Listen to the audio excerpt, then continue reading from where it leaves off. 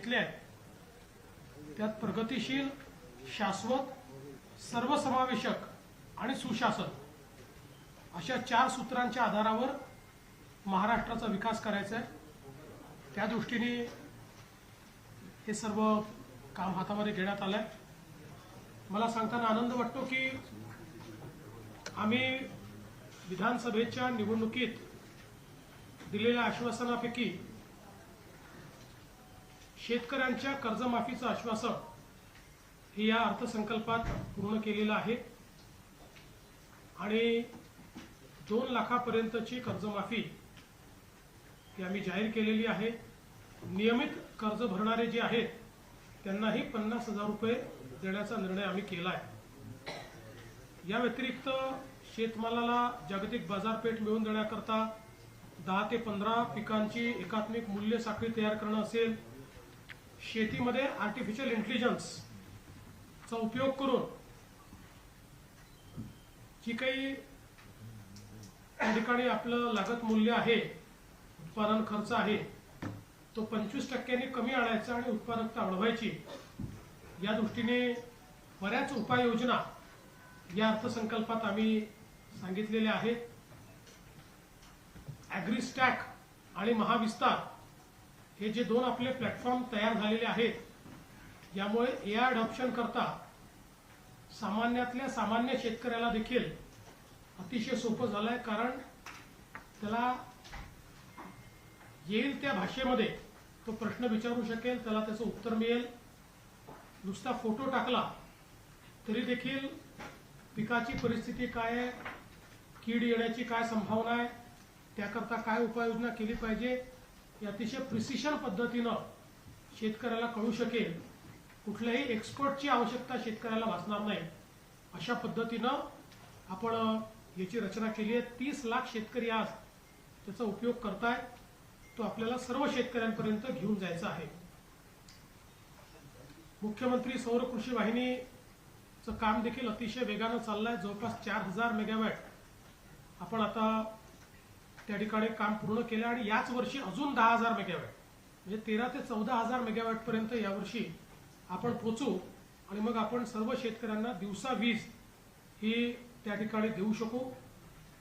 एक अजून महत्त्वाचा निर्णय जो अर्थसंकल्पात आम्ही घेतलाय तो म्हणजे स्वर्गीय गोपीनाथ मुंडे अपघात सानुग्रह अनुदान हे आतापर्यंत केवळ शेतकऱ्याला सिंचनाच्या क्षेत्रातही अत्यंत भरीव सांगितले आहे। सगळ्या देशामध्ये डिजिटायझेशन आणि हा करण्याचा प्रयत्न आहे, जेणेकरून खर्च होईल आणि परिणाम देखील मोजता येतील अशा प्रकारे। आणि यात विशेषतः जागतिक जे नगरपालिकांची जवळपास टप्प्याटप्प्याने 100% कव्हरेज हे आपल्याला त्याचं करायचं आहे, त्याची योजना आपण जाहीर केलेली आहे। आणि त्यासोबत इतर नदीजोड प्रकल्पांच्या सोबत सगळ्यात महत्त्वाचा जो काही आपण या ठिकाणी सांगली कोल्हापूरचा जो प्रकल्प केलाय, त्यात त्या दोन्ही शहरातले पुराची समस्या तर समाप्त होईलच, पण हे सगळं पुराचं पाणी पश्चिम महाराष्ट्र आणि मराठवाड्यातल्या दुष्काळी भागाकडे आपण वळवतो आहोत। त्याकरता आपल्याला जागतिक बँकेने पैसे दिलेले आहेत, त्यामुळे सिंचनाच्या क्षेत्रातही खूप भरीव काम, मग ते आपल्याला माहिती आहे नळगंगा वैनगंगा जी आपली योजना आहे ती योजना असेल किंवा इतर योजनांच्या माध्यमातून आपण हे करतोय। विशेषतः महिलांच्या संदर्भात आपण जी माझी लाडकी बहीण योजना सुरू केली होती, तर अनेकांनी अर्थसंकल्पापूर्वी या योजनेचं काय होणार, ही सुरू राहणार की बंद होणार, अशा चर्चा केल्या होत्या। पण योजना आम्ही सुरू ठेवलेली आहे, ती आम्ही सुरू ठेवणार आहोत आणि त्याकरता सगळं आवश्यक तो निधी आपण दिलेला आहे। शेतकऱ्यांच्या आतापर्यंत 32,000 कोटी खर्च केले आहेत. यावर्षी 20,000 कोटी अजून आपण खर्च करतो आणि ती योजना देखील आपण सुरू ठेवणार आहोत. राज्यात आतापर्यंत 37 लाख लखपती दिदी आपण केल्या आहेत. यावर्षी 25 लाख आपल्या बहिणींना लखपती दिदी करण्याचा आपला प्रयत्न आहे. युवांच्या संदर्भात देखील आपल्याला माहिती आहे की एज्युसिटीची आपण स्थापना केलेली आहे. तर 5 युनिव्हर्सिटीज तिथे आल्या आहेत, अजून 7 युनिव्हर्सिटीज येणार आहेत. 1 लाख मुलं हे त्या ठिकाणी शिकू शकतील अशा पद्धतीची याची रचना आहे. आणि या सगळ्या युनिव्हर्सिटीज QS रँकिंग मधल्या पहिल्या 500च्या आतल्या युनिव्हर्सिटीज आहेत. आता तर 100च्या आतल्याच आलेल्या आहेत आपल्याकडे. आणि साधारणपणे या सगळ्या युनिव्हर्सिटीजमध्ये एलिजिबल असलेली जी आपली मुलं आहेत 100 पैकी 8च मुलं शिकू शकतात. खर्चामुळे शिकू शकत नाही, विजामुळे शिकू शकत नाही. आता त्यांची कॅम्पसेस आल्यामुळे आपल्या मुलांना त्या ठिकाणी शिकता येईल आणि परदेशात त्याच युनिव्हर्सिटीत जे शिक्षण ते घेतात त्याच्या 1/4 पैशामध्ये त्यांना या ठिकाणी शिकता येईल अशा पद्धतीची ही आंतरराष्ट्रीय स्तराची व्यवस्था आपण केलेली आहे. आणि महिमासारखी एक संस्था आपण स्थापन करतो की ज्यातनं परदेशातल्या नोकऱ्यांकरता मुलांना तयार करणं असा आपला एक प्रयत्न त्या ठिकाणी आहे. स्टार्टअप इकोसिस्टीमला जास्त डीप करण्याकरता आपण एक फंड ऑफ फंड तयार केलेला आहे, ज्यामध्ये आपण स्टार्टअपची कॉम्पिटिशन घेतल्यानंतर जे स्टार्टअप्स स्केलेबल आहेत त्यांना जी काही वित्त आहे ते आपण उपलब्ध करून देणार आहोत. आपल्या कामाचे जे असतील अशा स्टार्टअप्सला 25 लाखापर्यंतचं काम हे आपण थेट त्या ठिकाणी देणार आहोत.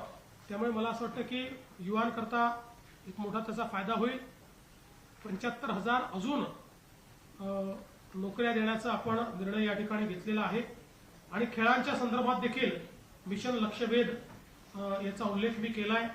सांस्कृतिक वारशाच्या संदर्भात छत्रपती शिवरायांचे जे काही युनेस्कोचे 12 किल्ले आहेत त्याचं जतन संवर्धन असेल किंवा इतरही ज्या काही महत्त्वाच्या घोषणा आहेत त्या घोषणा आपण यामध्ये केल्यात. मी पुन्हा सांगून जास्त वेळ त्यामध्ये घेणार नाही. हे वर्ष विशेषतः आपल्याला कल्पना आहे की महात्मा ज्योतिबा फुलेंचं 200वे जयंती वर्ष आहे. संत गाडगेबाबांचं 150वे जयंती वर्ष आहे. आणि त्यासोबत 14 तळ्याचा जो सत्याग्रह झाला त्यालाही 100 वर्ष पूर्ण होत आहे. आणि म्हणून समता आणि समरसता वर्ष म्हणून त्या क्षेत्रामध्ये वेगवेगळी कामं करण्याचा निर्णय आपण घेतलाय. अनुसूचित जातीकरता अनुसूचित जमातीकरता देखील आपण वाढीव तरतूद यामध्ये केलेली आहे. विशेषतः जी आपण स्वयंची योजना चालवतो त्याच्यामध्ये म्हणजे ज्यांना हॉस्टेलमध्ये ॲडमिशन मिळत नाही त्यांना आपण निर्वाह भत्ता देतो. या निर्वाह भत्त्यामध्येही भरीव वाढ ही आम्ही त्या ठिकाणी करतो आहोत. कारण आपण 2017 साली हा सुरू केला, त्यानंतर तो आपण काही रिवाईज केला नव्हता. त्यामुळे तोही आपण भरीव पद्धतीने वाढवतो. आणि आपण बिरसा नावाची एक योजना सुरू करतो ज्यामध्ये आदिवासी मुलांचे स्टार्टअप्स हे आपण त्या बिरसाच्या माध्यमातून त्या ठिकाणी त्याला प्राधान्य जे आहे ते देणार आहोत. आता आपण जर बघितलं तर विशेषतः मला या गोष्टीचा आनंद आहे की पायाभूत सुविधा क्षेत्रामध्ये अनेक आपण अनाउन्समेंट या ठिकाणी केल्या. पण त्यात 1000 पर्यंतची जी गावं आहेत लोकसंख्येची, अर्थात 2011ची लोकसंख्या आपण पकडली आहे कारण तोच आता बेस आहे आपल्याकडे, अशी सगळी गावं ही कॉन्क्रीटच्या 12 रोडनी जोडायची असा कार्यक्रम आपण हाती घेतलाय. पहिल्या टप्प्यात 4,500 कोटी